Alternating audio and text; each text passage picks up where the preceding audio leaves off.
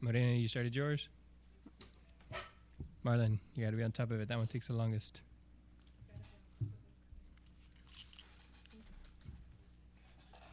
All right, here we go. We're starting in 3, 2, 1. What's up, y'all? Welcome to the Sports Medicine Broadcast, episode 66. You Dress Like a Slob, recorded January 15th, 2014. To talk to us about dressing like a slob is none other than Pearland Dawson's Chris Shattuck. I am, of course, your host, Jeremy Jackson. Sitting right beside me is... George. Marlon. Edith. Morena. Jocelyn. Marissa. Aisha. Lorena. And, of course, we got the rest of the sports medicine crew doing other jobs or absent. One of them, I think, has a spider bite or something, so she had to go to the doctor. If you want to join our conversation, sportsmedicinebroadcast.com, and then there's the live stream, so you can do the Ustream social stream. You can do the YouTube Hangout on air, and Marlon will do that. The Ustream social stream will be Lorena, and George should be looking at Ustream if we can get it working. The Wi-Fi is giving us a little trouble there with that one. So again, sportsmedicinebroadcast.com, and that has links to pretty much everything every way you could connect to us today if you're listening live. A little bit about Chris. He's been an athletic trainer for 14 years. Chris has done a whole lot. We're going to talk about some of that during the show, and he's going to tell us just about how he's accomplished some of this really awesome stuff.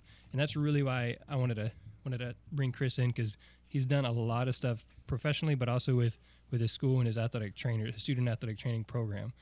I'll get to this in a second, but Chris, congratulations on winning the t-shirt contest. Oh, thanks a lot. Congratulations. Congratulations. Thanks for having me here. It was pretty cool. At the G-Hets workshop, we had a t-shirt contest, and whenever Chris emailed in his t-shirt, I was like, yeah, he's probably going to win that one, because I liked mine a lot, but then I saw his. It was kind of like a Rice Krispies treat, snap, crackle, pop, or it says we treat your snap, crackle, pop. We got one for next year, too. But, Do you? I don't know if it's going to be, if we're going to win or not. I don't know if you saw it. It looked like a deck of cards. Oh, so you're going to submit this year's for... That Rice Krispie one was from last year. From last year. And then we always like to create a shirt for G-Hats. Yeah. And we didn't get it done, our new one done in time to submit it this year. So we'll do it next year.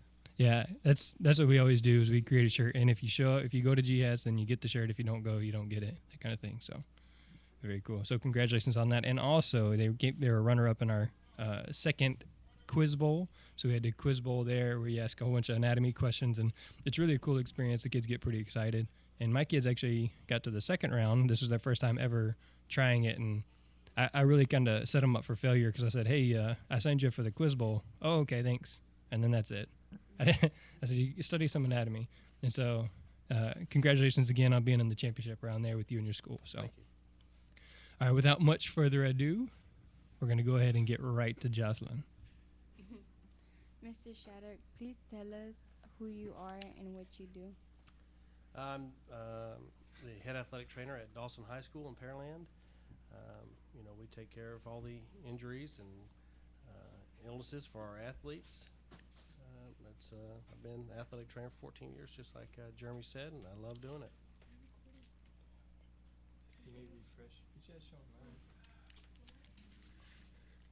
Sorry, you're doing good. Sorry about that. We're always checking our quality, and Allie was checking on something. Jackson. Is there a problem? Jackson. Do what? No, the blue is what he put in there just for his notes. Oh, okay. All right, so if there's a problem, you two with Ustream, come tell me. Sorry about the interruption. Maybe I'll cut that out. All right, so I'm confused. no, this is right here. So, No, we don't read the blue. We No, I'm only saying, read a like- question. Oh, that's mine. You can take it off. I got notes. No, I'm saying, just like, leave did it. he answer the question? Yes, I share the notes so he has an idea, a chance to think about his thoughts ahead of time, so I don't catch him off guard. I share the notes with him just like I do with you. So he typed those in so that he can kind of look and say, oh yeah, I wanted to mention this, instead of just being like, when he got home, oh, I should have mentioned this. Hey, and if you want to say something, on what I answered, then you're ready to go too. Yeah, see? Got it.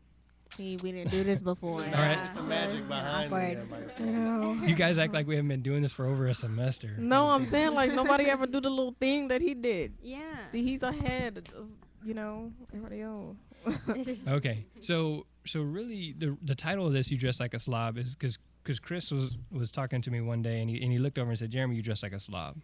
So I'm No, wearing. I did see you that day. You know how bad I felt whenever I knew that was in my presentation. So he was I was wearing khaki shorts and a polo, and I was at SWATA. So he didn't really look at me and say that, but he was doing this presentation. I tried not to look at you. That's probably because I did see you're front and center. How Yeah, could I not yeah, see I was you? right up there, and I was like, oh. And at first I was like, this is stupid. What is he talking about? I'm an athletic trainer. I wear khaki shorts. I can wear khaki shorts and a gym shirt, that kind of stuff, and that's what we wear.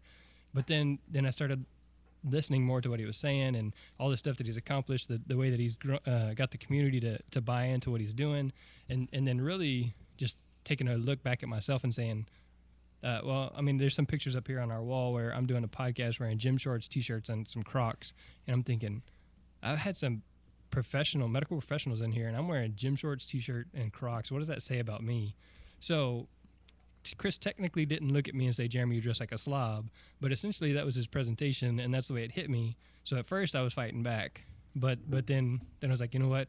This guy really knows what he's talking about. He's really got some stuff going on. So we're gonna listen to Chris and all the stuff he's done, and then I'm gonna be troubleshooting a little bit here while the kids ask some questions. So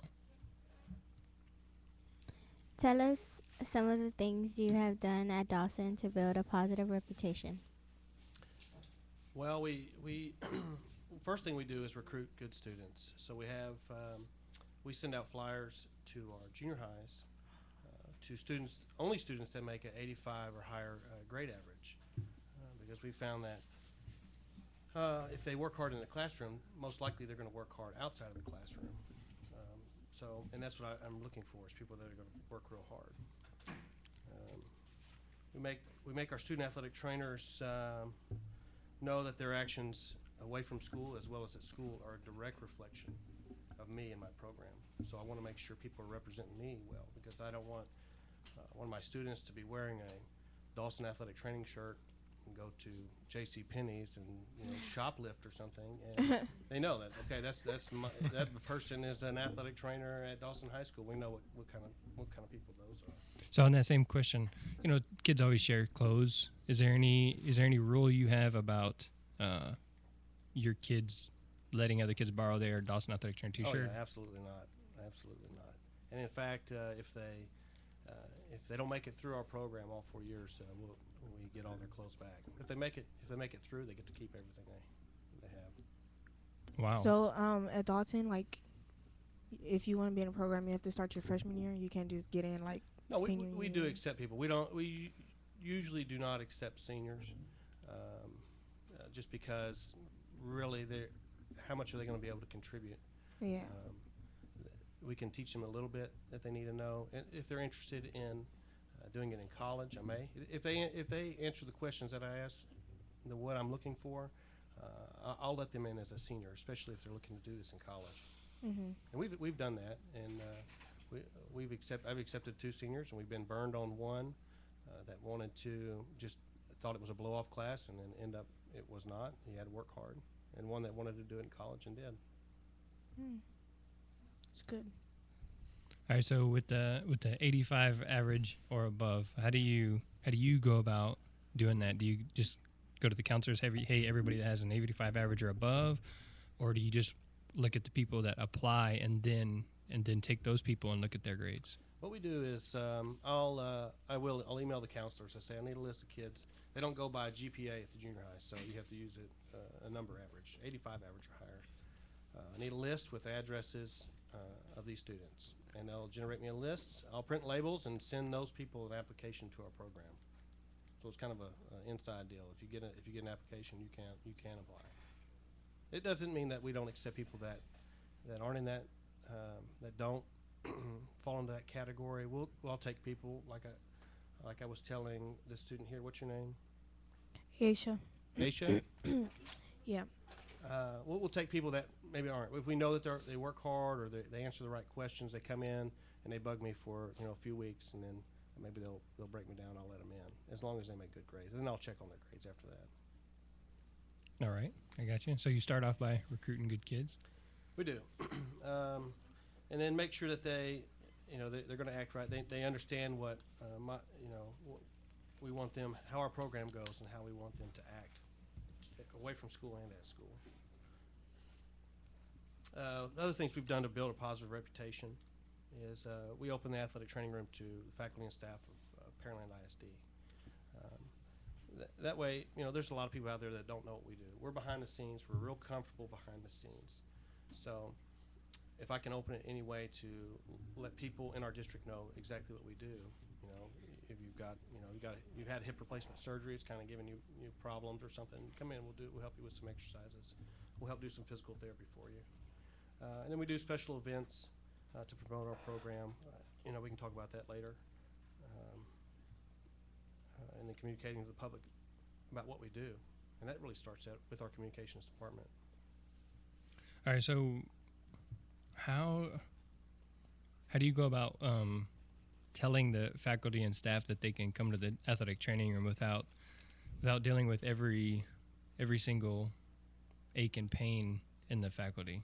That's tough. When they come in, because we do deal with people that might have just general aches and pains or whatever, things that maybe they don't need to be there. So we'll be nice about it and let them know. And we start by asking our administrators, hey, this is something we want to do. Will you allow us to do it? And of course they were on board. But those people that come in from our district, they have to make an appointment because our schedule, we have a window in the morning that's open, but we don't want people coming in off from our district during athletics or something like that. I got you. So they just email you or call you and say, hey, can I come in? No, email. Yeah, they email us. We'll set up an appointment. I got you. It's not a bad, because I would like to do the same thing, is just help out the people that are here. These are the people that we work with, but our teachers teach 6 out of 7, so they only have one conference period. So I'm just, that's the reason I have you here, is to learn what works really well and then adapt it to where we are. So very cool. Can you tell us about your typical work schedule, like numbers of classes, treatment times, etc.? Okay. Yeah, we have practices in the mornings. Usually a couple of our sub-varsity sports will practice in the mornings, starting about 6:15. So we'll show up then, and we'll be there for practice. We'll also be there for treatments for our other athletes. They're hopefully required to come in by their coach. We like them to get there. We'll go through first period with athletics. We also see our junior high athletes during first period because they start school about 8:40. We start school at 7:15, so during our first period we see junior high, and then we're still in athletics for that first period. Then second through fourth period is kind of downtime for us. We will do paperwork, or we will make doctor's appointments, talk to parents, things that we need to take care of that's outside of working in athletics. And then fifth period, we are back in athletics through the end of the day, the school day, and then after school about 5:30, we're going home. If it's not game day. Now if it's game day, of course we're going to be there a little bit longer. And we're also available after practice for treatments. All right, so y'all have 2.5 athletic trainers at Dawson. Do y'all switch off at all? Like somebody comes in early and then leaves at 2:30, or somebody comes in, at start of school at 7:15 and then stays till practice is over, something like that? That's true. Now in the fall it's tough because football and volleyball are going on. We like to have somebody inside for volleyball, outside for cross country and football. But in the spring we kind of get to do that. Now in the fall we do alternate mornings, morning treatments, and our administrators encourage us to do that because we still, even though I might not come in until 10 o'clock 3 days a week or something like that, I'm still working 60, 70-hour weeks. Yeah. In the spring, then we will alternate. If you come in early, you get to leave early. Unless there's 3 events going on at school, then you can go home early. Today I came in late, so I will stay late. Gotcha. Yeah, I like that concept. So we're still working out some of the details here, but I like this week I come in early, so then I leave at 2:30 unless I have a game, and so it's much nicer to go home 2:30 than at 5:30 or 6:30, hang out with the kids. So. Right. Yeah, that's the most important thing is family. I've got 2 kids now, so any time away from school, I cherish that. our half athletic trainer, Coy, she's split between our school and Pearland High School. So, she'll be on our schedule for a week, and then Pearland's for a week. Gotcha. All right, so right now, we're doing this with my sports medicine class. Y'all don't have sports medicine 1 or 2 over there? We don't. I wish we did. I think we're kind of in the process of getting that worked out. So hopefully we can get that class. I would definitely like to have be able to teach our student athletic trainers or anybody that's interested in sports medicine the information they need. I think it would be greatly helpful for our student athletic trainers. It's hard to teach them while you're doing hands-on stuff or you're at practice or in the athletic training room. All right, so the reason I felt that question was important was because we're going to get to some of the many things that you do, like you said, to promote your program, to promote the profession, to build community relations and all those other things. There's a lot of things that I feel that you've accomplished. And, some people are full-time teachers and then athletic trainers only after school. And so if they're listening, I don't want you to be discouraged saying, well, why am I not doing all this stuff? Well, I mean, Chris, his school district supports what they're doing. And they give him, an hour or 2 during the day, and they give him some time off and that kind of thing. So, I mean, he's still accomplishing great things. There's people with his schedule that don't do nearly as much, but if your schedule isn't as friendly as his, then don't be discouraged that you're not accomplishing all this. But no, we didn't start that way. Right. It's about talking to people and letting them know what you do, basically, because they don't know. They don't know how much time you spend there, or how much work that we do. And when they do realize that, then they're more willing to work with you and say, hey, you need to flex time, get out of here, don't be here for this or that, whatever.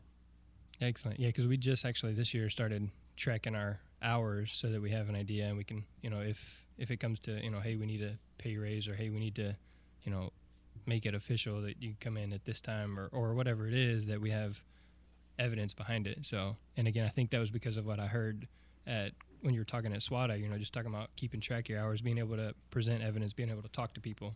And so. Sure. Yeah. And then our athletic director is really good. If he doesn't wanting us working more than 3 events a week. If that's the case, then we'll contract out athletic trainers. So they're very good to us, and it's just because they know what we're doing. Very cool. That's awesome. I think we have some pretty good support over here in Pasadena for our athletic trainers with Rodney and Ronika. So we got to work on the 3 event thing, though. I'm gonna propose that to him. Tell him Chris Shattuck said. Do it. If they want to call me, I'll give them more information. All right, so let's find out why we're asked this. What are some of your accomplishments as an athletic trainer? I've won a few awards as an athletic trainer. I don't know if I would say it's accomplishments. But the Bobby Gunn for GHATS, I've won the Bobby Gunn Award, the Tom Wilson Award, and the GHATS Off Award twice. I would say accomplishments, I think personally, that probably mean more are the opportunity that I've had to serve on various committees or with organizations. So within GHATS, I've been on the website committee with the Texas State Athletic Trainer Association. I was on the website committee with them also. And then with the Southwest Athletic Trainer Association and the National Athletic Trainer Association, I was on the Public Relations Committee. That was, I really learned a lot there, and I think how to improve my program by just communicating to the public. And I was chair of the SWATA PR committee. I've also had the opportunity to volunteer at several places, and I think that if you get a chance to volunteer as an athletic trainer, you get to meet some really neat people and do some really neat things. Especially at I was able to volunteer for 2 weeks at the Olympic Training Center in Chula Vista, California. I did the United States Figure Skating Championships. I didn't do a whole lot there, but that was interesting for sure. The U.S. Olympic Trials for the marathon, and I got that gig from just basically volunteering for the Houston Marathon each year. The Olympic Trials were in Houston. It was an extra day. We were able to do that. And then other accomplishments we've had. I think my students, I really feel that if they accomplish something, it makes me feel good. we've won GHAT's Exemplary Student Athletic Trainer Award twice, GHAT scholarships a couple of times, and TSATA scholarships one time. All right, so you can see Chris has done a lot, been a lot of places, accomplished a lot of things, or been involved in a lot of things, and we were talking before the show, and he's like, I just kind of like to stay busy, and we're going to talk about how they got their school bus painted, or how they got a school bus for the student trainers or for the sports medicine, and they got it painted and that kind of thing. So there's probably some things in here that he didn't mention, and probably some things he'll think of later, but just being available and doing things gets you other opportunities, and really that's what I'm looking for, is a way to do those kind of things with my students. And so real quick, Aisha is tweeting out stuff. Chris, do you have a Twitter, or do you have a Twitter with your student trainers that you would like her to? I have a personal Twitter. You don't have to put that out here if you don't want to. I don't care. It's at FABU_AT. Okay, hold on. FABU_AT. So, and then that way, if you want to follow Chris and just find out some of the awesome stuff, or contact him. FAB what? FABU Uh-huh. _AT. Sorry for the interruption of the process, but you may want to contact Chris and find out about some of the cool stuff he's done, going to the Olympic Training Center. How long? You said you were in 2 weeks, California? 2 weeks. You sign up. It was easy to do on the USOC website. If you want to volunteer, if you're an athletic trainer, chiropractor, doctor. So I filled out that information. And I would say about 6 months later, they gave me a call, said, if you're it's like a level 1. There's like 4 levels to working in the Olympics. And level 1 is volunteering at an Olympic Training Center. They give you about 2 or 3 dates of a 2-week span that you can do. And you have to choose one, because if you don't choose one of those, then they probably won't call you again. So I did. I went out and I chose one that was over spring break for us, and then I had to take a week off of school.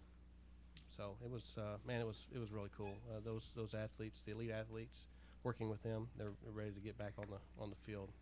And it was at Chula Vista. There's BMX. BMX is in the Olympics. It was field hockey. What else did we have? Field hockey. Those were the 2 main things going on while I was there. Archery was there for the Olympians train there, so it's really neat. She shouldn't have too many missed shots with archery, huh? Nobody just randomly getting shot. No, a lot of shoulder gosh. injury. BMX was pretty cool. People coming, if they wrecked and they're all scraped up, because the course is kind of asphalt and rock. And it's really hard. But I begged some of the BMX girls to let me borrow a bike, and I went out and got to do the course. It's a little more difficult than you think. I didn't want to go from the top of the ramp that they use. It seemed like it was up there 20 feet or so. Yeah. Going down, then the first thing you hit's a 10-foot, jump. No, thank you. I've actually I wanted to do, I'd like to volunteer, stuff like that, but because of situations and decisions that I made, I'm no longer NATA BOC, so volunteering in Colorado or in California, it just isn't an option for me anymore, because I'm only a licensed athletic trainer. Right. And so to serve there, I would have to be the NATA BOC or ATC.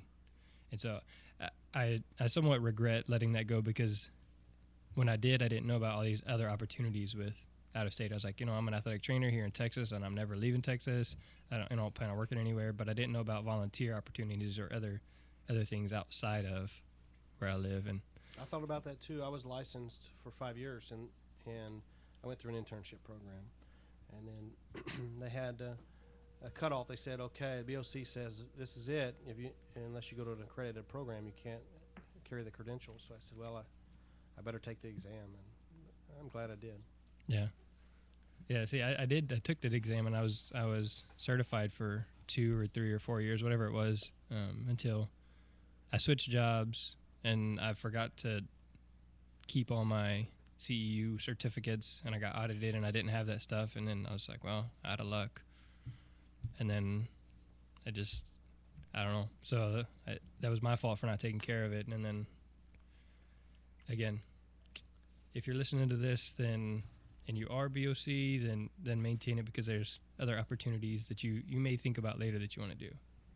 So, all right. So we're gonna move forward a little bit. What are some of your expectations you have on your student athletic trainers? I think the number one thing I tell my student athletic trainers is work hard first, have fun second. If our job gets done, everybody's going to have fun. But if our job's not getting done, then nobody in my staff's going to have fun. Okay, so that's my number one expectation is strong work ethic. They need to be able to adjust, adapt, and overcome to adverse situations. Our jobs, things happen that are unexpected. It's spur of the moment. You might need to react, and they need to be able to adjust to the situation they're in, adapt to their surroundings or what they need to be doing from that point on, and then overcome in that situation. So on that note right there, you have performed CPR or using an AED on somebody? We have twice. I have, yes. The first time was one of our athletes in 2009.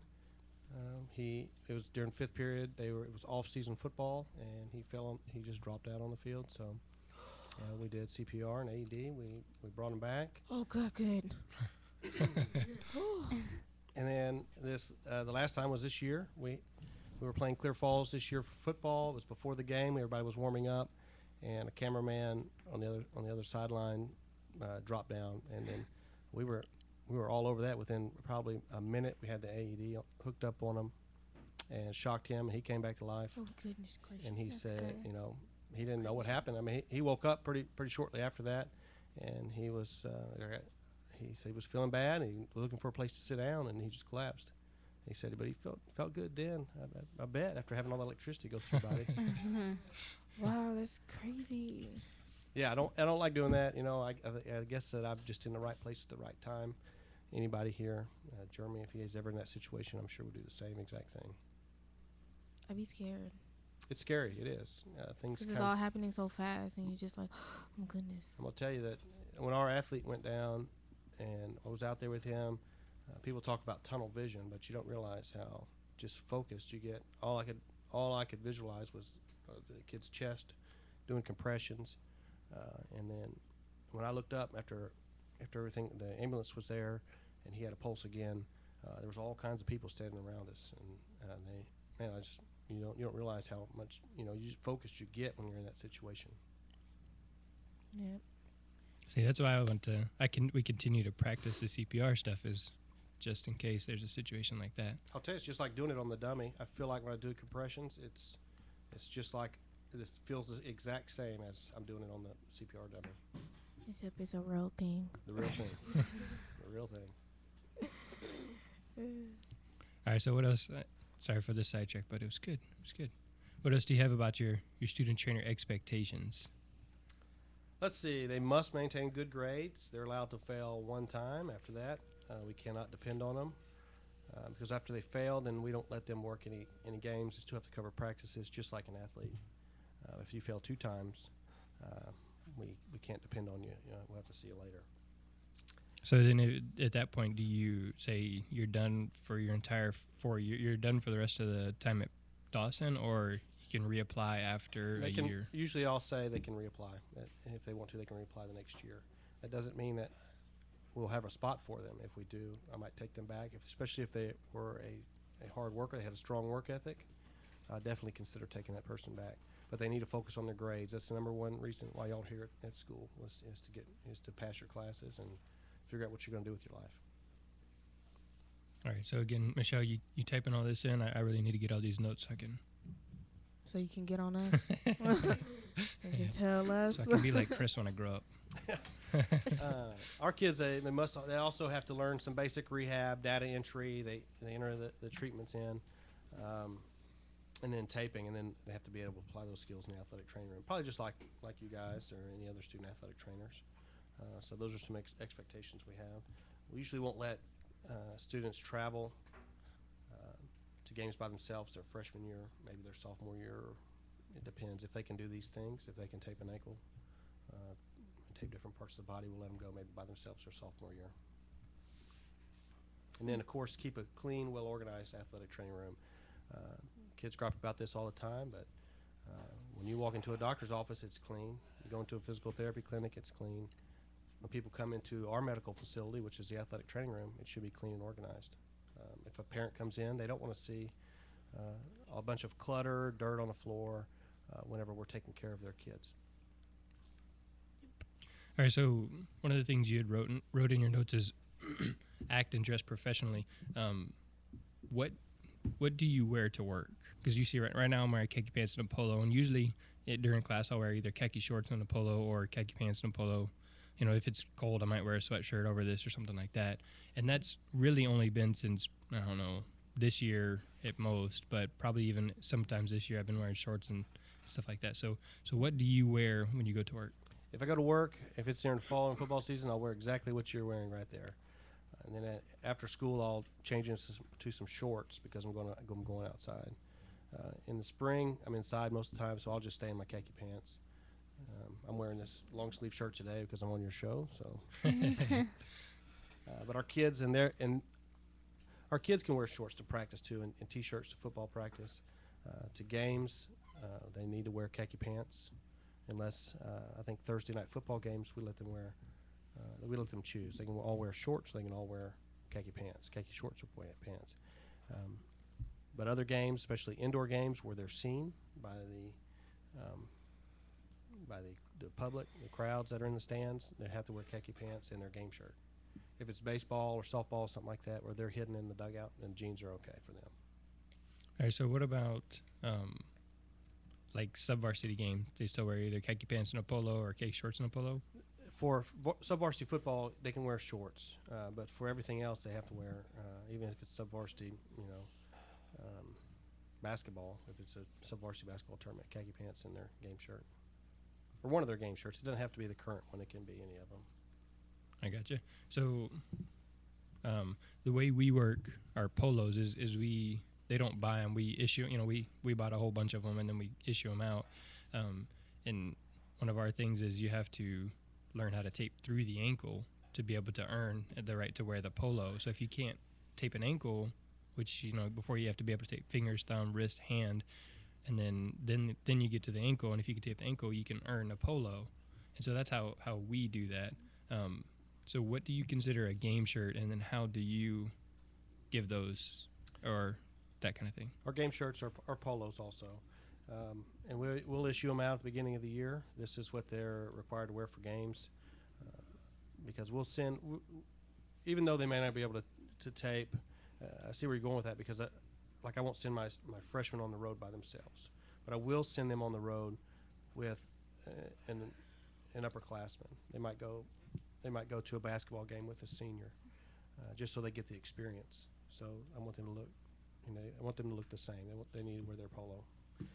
It's expensive, and man, I wish we didn't have to buy polos every year, because it gets real expensive. Mm-hmm. So that's what y'all do, is just whenever you get a new set of kids in, you buy those. We buy them. We get their sizes when they apply and they send their application. The ones that we interview and select, we usually have about 20 to 30 kids apply for our program. We'll take about 6. And once we narrow it down to those 6, then I'll ask for their shirt size, and I'll place that order in the summertime. So in the fall, they'll get their shirt before the first volleyball game. And then you buy it because you said we'll get it back. Yeah. You get it back if they don't. Unless they graduate. If they graduate, they go through all 4 years. They get to keep everything. But if they for some reason have to leave our program, then we get everything back. So the returning kids, do they get a new polo every year? They'll get a new one every year. So by their senior year, they should have 4 polos, and they can alternate those however they want. And then our freshmen will get 2 T-shirts to start for practices, because our kids have to wear, they can wear shorts at football practice, but they have to wear a Dawson T-shirt or a red, white, and blue T-shirt also. So I'll give them 2 to start with, and then sophomore through seniors will get just 1 T-shirt each year. I gotcha. Okay, fair enough. I like we've been pushing more towards the all dressing the same, and in the past we've tried to be like, all right, well, y'all decide if you're gonna wear shorts or if you're gonna wear black pants, but maybe we just weren't organized as between Bill and I. But I think we just had to say, all right, if you have to have khaki pants, and then since we do our polos through the taping, if you don't, you have to either wear the gray shirt, which is the gray practice T-shirt, or the polo if you have the polo. And most people want to wear the polo because it looks a lot nicer and you look like you're professional. So Right. that's how Looks spiffy. yeah, looks spiffy. So that's how we usually work that. So the shirt you're wearing, the long sleeve button down, do you wear that to games? I'll wear the polo to games. I'll wear this if I go to have to be on, be at the school board meeting or something like that. Meet with administrators. I'll put this shirt on. But if it's games, I'll wear a polo. Gotcha. And then usually our kids also get a long sleeve T-shirt or a something for cold weather. We might give them a pullover or something like that. All right. Yeah. So whenever I first heard your talk at SWAT, I was like, well, he probably doesn't even ever go outside during the day. Chris is just wearing khaki pants and polo during the day.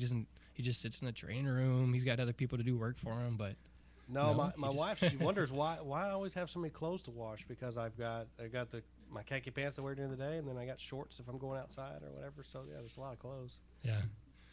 And there you go. That's why I wanted to get a chance to ask you just kind of your schedule and how you work that out. And I honestly, I feel better whenever I'm wearing khaki pants or khaki shorts and a polo here at school than if I'm just wearing gym shorts and a t-shirt. I feel better about myself, and then I feel that others perceive me differently. Because even at the beginning of this year, when I started wearing khaki pants and polos, or khaki shorts and polos, the coach was like, "Where are you going? You got a meeting? You got to go out front or something?" I'm like, no, I'm just trying to change the perception, trying to That's right. be professional. Look good, feel good. What are some tips to maintain high standards within your student athletic trainers? We treat our student athletic trainers like employees. They apply for the job. The only thing is that we don't pay them. So they apply for the Dang job. it. We interview them. We accept them into our program, and then we expect them to follow our rules. And if they don't follow our rules, then we'll fire them. So they're expected to do what we want them to do.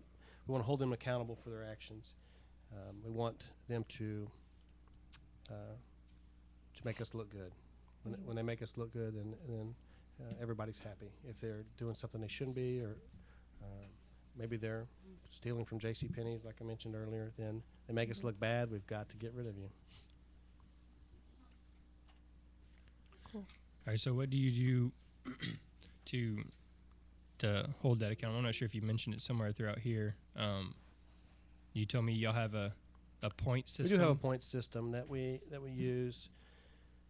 Everybody gets a schedule. Okay, once a month they're allowed to give schedule requests for days that they need off, and we'll do as best we can to get them those days they need off. If they work everything on their schedule, they get 0 points. That's what we expect them to do. They should be doing that. If they are late or they miss an assignment on their schedule, they will get -1. If they show up if they show up for extra things, if they want to show up for morning treatments when they're not assigned, or they want to show up we allow them to show up for home games or practices, then we'll give them 1 point. And the way this works is by the end of the week, whoever's got the most points will get a pair of golden scissors. They win the golden scissors award for the week. We'll use this also to, for example, football. Everybody wants to go to football games. It's the most fun part of the year, right? So we'll take our points. Who's been working hard for that week?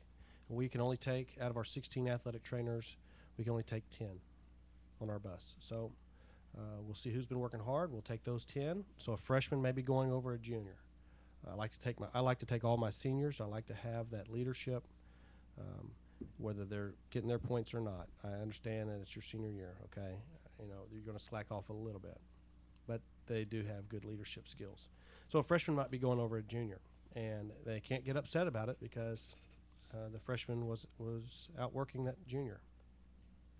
And then by the end of the year, whoever's got the most points will go on our most valuable athletic trainer Golden Scissors Award plaque that's hung in the athletic training room. And it's a fight between, the last couple of years, it's been a fight between two kids, and they're working a lot of extra things. So you said you give them an actual pair of golden scissors? A pair of the Golden Scissors Award for the week. I'll give a pair of scissors. I buy from A Athletic. They sell them. They're the only people I know that sell those golden scissors. So do they get to keep those, or they give those back each week? No, they keep them. So I could potentially have 26 pairs of golden scissors. You could, yes. Nice. So do you ever have anybody give them back or anything? No, nobody ever gives them back. Some of them they're little. Some of them keep them in there like their little pack. Some of them will take them. You know, they'll use them during games or whatever they want to do with them. Some people just hang them in their locker as decoration. I know that I made a big old necklace with a couple one time. We did our broadcast people for school did a Cribs episode and went through our athletic training room, so I was wearing that. Nice. Cool. So that's again a really cool idea to hold them accountable, and then also to be sure to reward the positive work, because we have some people that miss games and some people that always cover for them, and people that just stay extra and work, and we try to say, hey, thanks for being here, thanks for working, thanks for doing this extra. And we notice that when we go to assign sports or assign things for the next year, but keep an actual track like you're doing with a spreadsheet and points and that kind of thing, I think it would help us to create more accountability rather than just my subjective opinion. Right. If somebody's slacking off, they're not showing up, I can show them, here are the times you missed. This is the reason why we have to get rid of you. I can't depend on you anymore. Good luck. I'm not mad at you. Come back anytime. Talk to me. If you want to apply again, you're more than welcome to do that. All right. So, do you guys have a parent meeting at the beginning of the year, or do y'all do that as part of the application process? Or Right. We'll have a parent meeting. We'll discuss with the parents our expectations of their kids, and then even though they know the expectations, sometimes we do. If we have to fire one of our kids, we do get some pushback from the parents, but we can show them. I've documented the times that they've missed, and they have to accept that. So on those documentations, if a kid is sick, has a doctor's appointment, something like that, how do you work that out within your system? Right. They still missed that assignment. If they can't get it covered by somebody else by switching, that's still a missed assignment. They can make it up with doing extra points. Now I'll document, hey, they didn't just miss because they didn't show up. They were sick. So I might not hold that against them whenever if we're looking at getting rid of the student. Gotcha. Okay. So it's then how much extra time do you feel that takes up to do the documentation? Because you said you have 16 students, and if you have to daily enter, he was here for 16 on 16 different spreadsheets or whatever, then how much extra time do you think that adds to you? It's just one spreadsheet on there, and it's just like our schedule. It has a list of our kids, the day of the week, and I put in miss or late, and then it calculates all these points for me on a separate sheet, so I can look and see how many total points they have, because they must have 30 extra points to get their letter jacket, and then I can look back. If I need to look back, I can. I have to look by each week. If I have to look back because I know somebody's been missing a couple of times, it takes some time. But entering it in is probably, I would say, about a minute or two each day.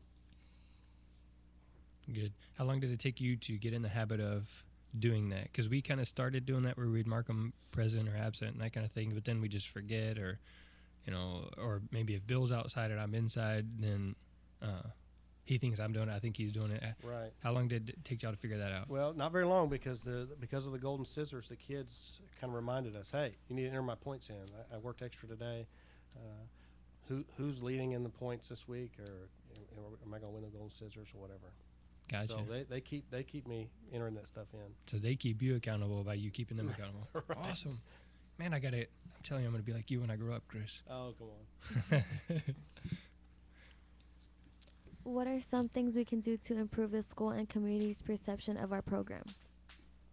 I think number one is establish relationships with people that can help you, and people that can help you promote what you're doing here at Pasadena High School. I mean, this podcast is, I think, a great thing. I wish more people would listen to this. I didn't really know about it until you mentioned something to me. So you're already getting out in the community. But people at Pasadena ISD can help you. I mean, The number one person that helps us is our communications department. I get to know the person that submits our stuff to the newspapers or to the media, and I make sure that I send every single thing that we do to her. She may filter it out, she may send it.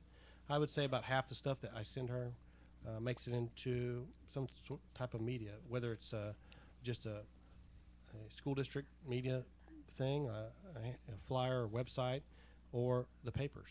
So you said you send them every single thing you do. Obviously, you're not. I mean, if anything that our students are doing mainly is what we're doing.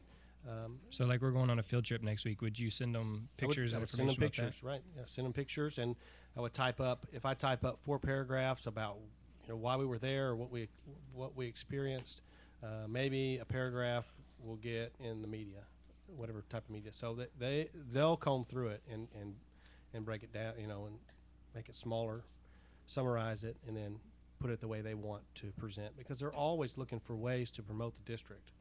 There's so many people that are trying to bring school districts down, what people are doing bad. If there's any way the school district or even a business or university can promote themselves, you're helping them do that. All right. Did you have more on that one? I there? probably do. Let me look around here. Here's one thing that you can do, because you never know who's going to come in the athletic training room. Your principal might come in there, superintendent, you never know. You have to keep it clean. And sometimes our students feel like custodians because we have a daily list of things that need to be done. We sweep, we mop, we wipe the tables, the cabinets down, take out the trash. We do all that. And it has to be done because if a parent walks in there, and a parent might be somebody that has influence in the community, if it looks good, they're going to feel comfortable. If it looks like it's unorganized and dirty, they're going to tell somebody that's going to affect your program negatively. Get to know the people that can help improve your situation in your district. For example, we have our transportation director. If you haven't seen our blue bus driving around, that's where he came from. It's just getting to know our transportation director or assistant superintendents that can make my job situation better, whether it's more pay or more time off, and just letting people know exactly what we do. Administrators in our district know, because they don't. People don't realize what we do.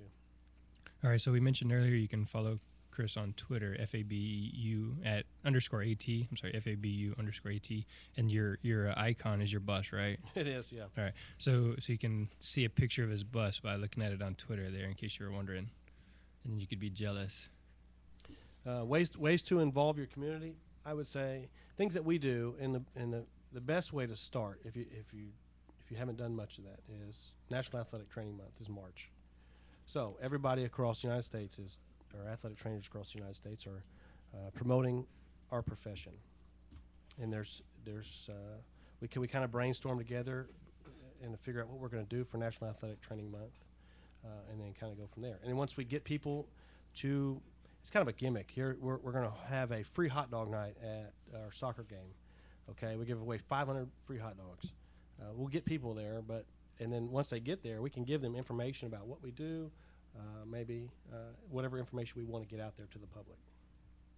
And then last year you had, was it the mayor of Pearland? We've had the mayor's given 2 proclamations for us. We've had U.S. congressman give a proclamation last year. It was U.S. congressman and our state representative came to our school for free hot dog night at a baseball softball game. They did the first pitch at softball, and then one gave the first pitch at baseball. They gave their proclamation about Athletic Training Month, and then they judged the hot dog eating contest we had during the games. All right, so did you go through the communications people to get them here, or did you contact them directly? I contacted them directly. All of them have a website and usually a form on the website that you can fill out, and I tell them what I'm trying to do. It's National Athletic Training Month. I'd like to give a proclamation. I have an example. I have a proclamation already written up, so all they have to do is, if they want to modify it at all, they can, or sign their name. And then they put it on their nice fancy paper, and they'll bring it out there and read it. So it looks good. All right, so Chris used to run the website for Jihads, and now he runs a website called How to Be an Awesome Athletic Trainer. So So I might have to get with Chris after this and get some of those samples of what he's put out there to, to get to those people. But that stuff is really cool. We thought about this. I don't know if we'll be able to do anything for National Athletic Training Month this year. We spent some money on, we adopted some kids for Christmas, and so we spent a lot of money on that.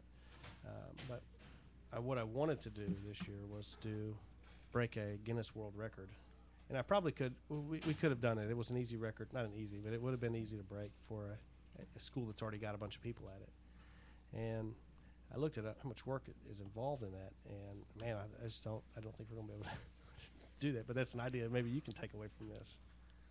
Breaking a Guinness World Record. All right, George, you're the resident looker-upper, so find a Guinness World Record we can break. Got it, George? Yeah. All right. You can take mine. It's the largest game of red light, green light. And I think there was only 750 people. So, yeah, you could easily break that if you get your students at the school. All right, fire drill. Next fire drill, everybody. But the amount of work you have to do to document it, you have to film from you have to count every single person with like one of those turnstiles, or if you're under 1,000, you can use like a baseball, the counter. But you have to have 2 people doing that. You have to video all that people going in. You have to have one person for every 50 that's not affiliated with your school to make sure everybody's running the game correctly. You have to count them as they leave and video all that. It's a lot of work. Well, I tell you what, if you decide you need somebody to monitor, then you can give me a call on that, since I'm not affiliated with your school. We're not going to do it. I just don't think I want to put the work in for that. That's a pretty cool idea, though. All right, so George is actually looking up Guinness World Records right now, so he's going to look up some other ones. Maybe we can find one. So if you did that, then people would read that article, and you could put your information about all the good things y'all are doing here, listen to my podcast, all that stuff. Man, I love the podcast because I always come up with ideas, and now that I have Michelle over there typing away stuff, I get to actually go back and look at it, and then I can remember what the ideas were. So you got to get a gimmick to get people, people interested or people out to. If it's free food, usually people will come out. So.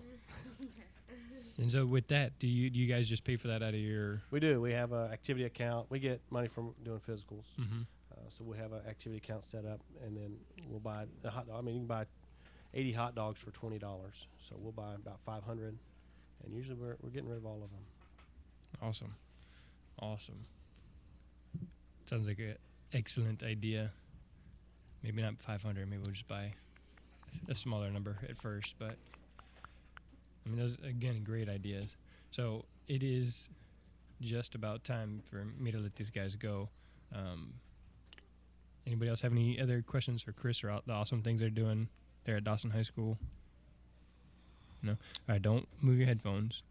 Edith, will you turn everybody but me and guest down? Don't touch the ones that are in red.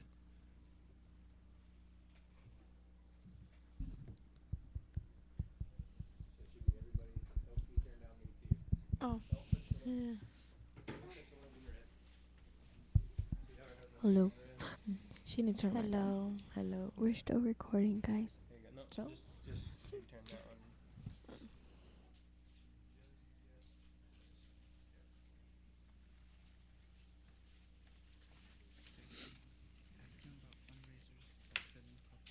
Oh, maybe I'll have to ask about that later.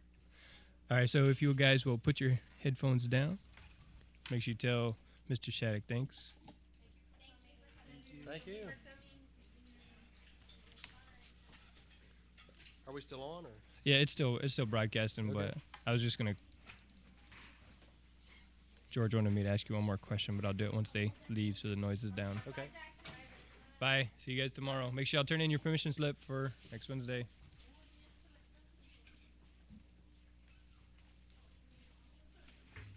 Press this weird indent, and then the mouse won't move. Can you press it again? I don't know. You didn't really press it. Thank you. That's all right. I'll shut it down later. Okay. All right. So one question George had, and that was a great idea. Do y'all have any other fundraisers besides the physicals? we've done some fundraisers before for breast cancer awareness. I had a student that had a button maker, so we bought the materials to make buttons, and we sold buttons for $1 that said different, slogans on it for breast cancer. And we donated all that money. Well, we just donated that money. So we don't. If we do a fundraiser, usually it's just to donate money to somebody. But again, that's not necessarily a gimmick because it's supporting something, but it is a thing to say, hey, our athletic training program is. We did. That's exactly what we did. We said, okay, we donated $1,000 to the Rose, which is a breast cancer foundation here in Houston, and then we. I think I don't know if I'd send a picture of that or not, but I definitely let the communications department know, and I think they got that in the newspaper somehow. But we've done that a few times. I think anytime we raise money, if it's the majority of our money comes from physicals. If we raise it somewhere else, we're usually donating it to somebody. All right. Well, is there anything else that you had? I don't think so. I appreciate you having me on. It was great. All right. So if you'll just hang out there for 1 second, I'm going to close it out. Okay. So I also want to thank the people that helped make the podcast possible. GHATS, the Greater Houston Athletic Trainer Society, sponsors CEUs, so you can earn CEUs, which is kind of what Chris was talking about a minute earlier there, and we talked about it. You can earn about 3/4 of, I think it's 3/4 of an hour per episode, because that's about how long each episode is, just for listening and being part. So if Chris wants to fill out the thing, you can get a certificate for fill out the evaluation and get a certificate for being part of this. I don't know that he needs it, all the stuff that he's been a part of, but PIS, the Education Foundations, you see, if you're watching live, you can see I added some of the giant checks to the back wall there. But then there's been a lot more monetary support and support in other ways. If you want to check us out, again, sportsmedicinebroadcast.com, sportsmedicinebroadcast.com, where you can watch live almost every Wednesday, and you can join the conversations by getting on Twitter, where Aisha usually is tweeting out stuff from what we're saying. You can do it on the Ustream social feature. You can do it on Today's Meet. You can do it on Google Plus Hangout. Again, some of those we're still working out the kinks, but it's all there. So you can follow us on Twitter at PHS SportsMed. Google Plus is Sports Medicine Broadcast. Facebook.com/PHS Athletic Training. Well, for Jeremy, the Sports Medicine One crew, and Chris Shattuck from Pearland Dawson, that's a wrap.